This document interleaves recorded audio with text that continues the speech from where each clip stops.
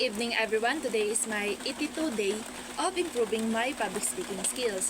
Today is Saturday and we have a calamity that's happening towards in our country. As of now, we have this called not necessarily typhoon. It's just a low pressure area wherein it affected us gradually. Yeah. And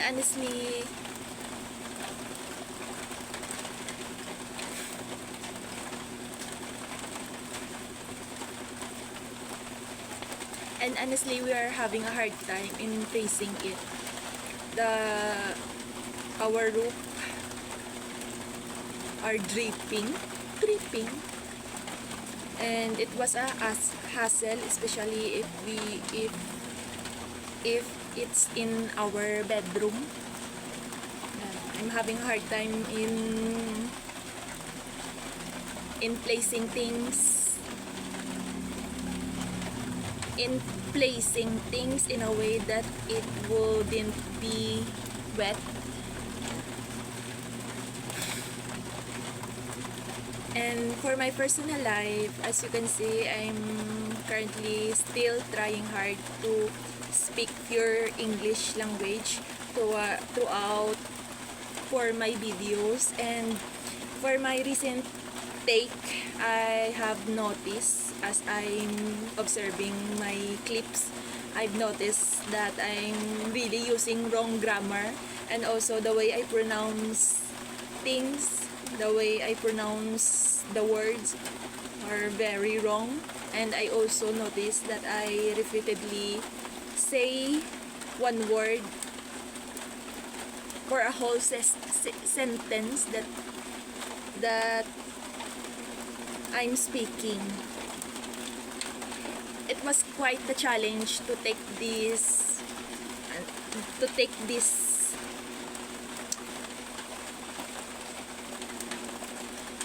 it was quite difficult to take this challenge. Is I thought it will be easy to speak purely in English, but the good thing is I'm improving compare yesterday, compare in the 80 day, and that's the only thing that I want to focus on. And for my exercise to improve my flexibility, actually I know I'm not doing it right because I only limit myself in doing few exercises that can be applied for the space that I have to occupy my space. I can't even do the split, and the reason that our floor was wet were wet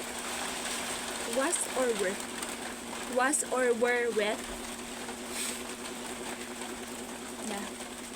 Actually, I can take the risk in doing that, but I currently don't want to do it now. I don't know why, if I'm just doing excuses to validate or justify my actions. I know it was wrong for me to do this, but I still do it.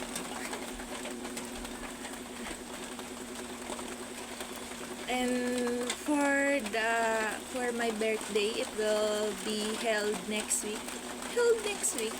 And obviously, I think it will be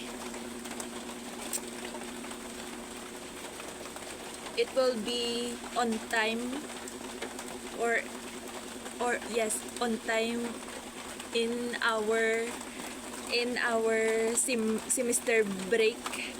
And it was a good chance, because honestly I don't want to be surprised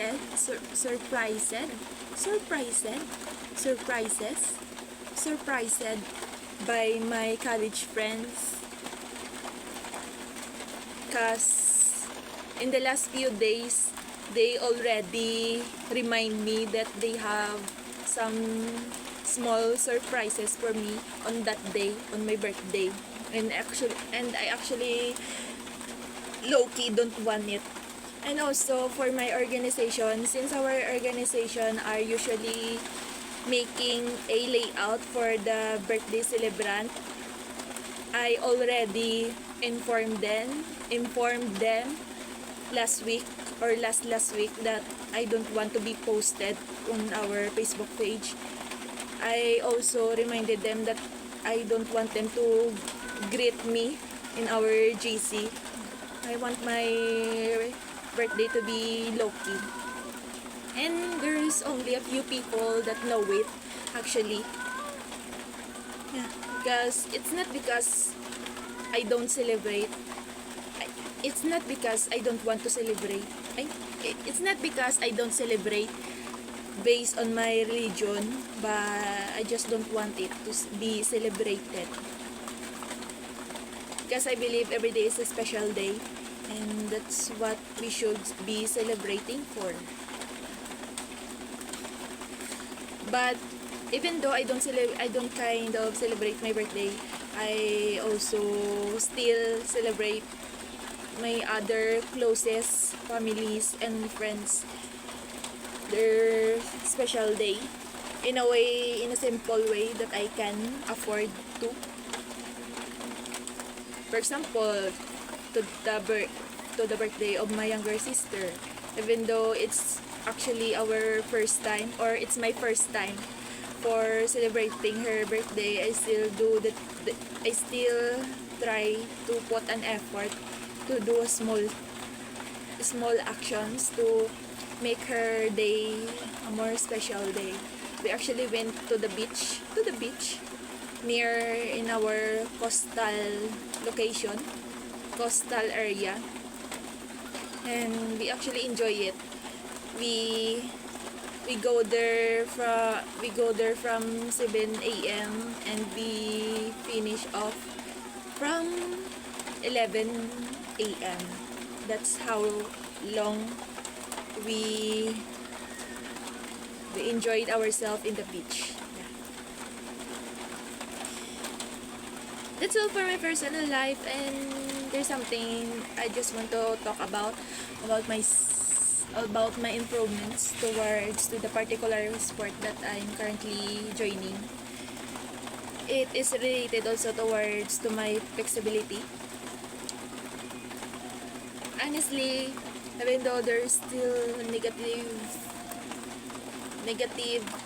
thinking that is lurking in my mind, I actually focus more on the positive side.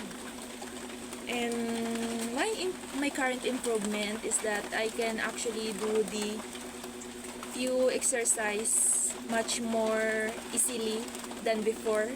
I also become more flexible, although there's a lot of soreness, especially in my tight lap and also my shoulder, and also this to the bruises.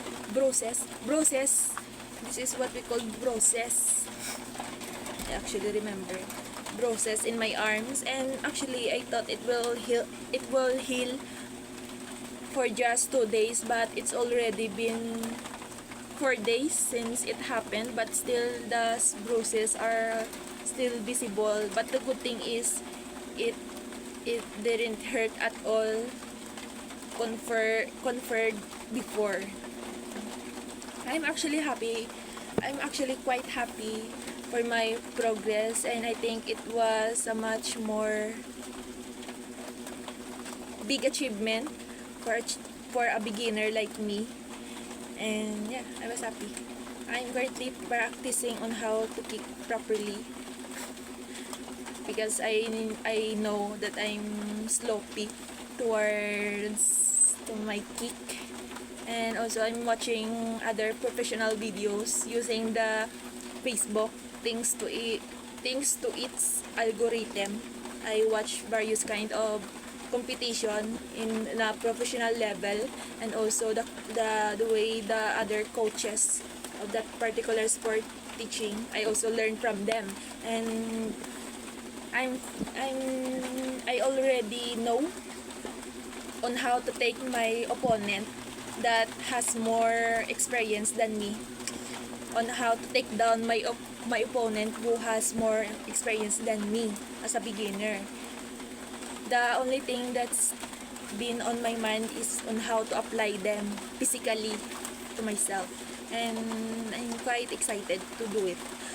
I know it's not gonna be easy, and there's a few time, especially when I'm doing the warm up,